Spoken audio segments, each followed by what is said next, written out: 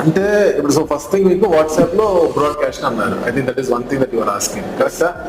So దానికి మీకు ముందు వెబ్సైట్ ఉందా? మనకి వెబ్సైట్ ఉంది కదా, వెబ్సైట్ ఉంది, అది అయిపోతుంది. సో మనం వాట్సాప్ అప్లికేషన్ అప్లై చేసుకొని మనకి అప్రూవల్ వచ్చింది. వచ్చిన తర్వాత మీరు బ్రాడ్కాస్ట్ చేయొచ్చు. బ్రాడ్కాస్ట్ చేసేటప్పుడు మీరు అన్నట్టుగా డీలర్స్, డిస్ట్రిబ్యూటర్స్, రీసేలర్స్, ఫార్మర్స్ రకరకాలుగా డిఫరెంట్ బకెట్స్ పెట్టుకోవచ్చు, అంటే డిఫరెంట్ ఎక్సెల్ షీట్స్ పెట్టుకోవచ్చు.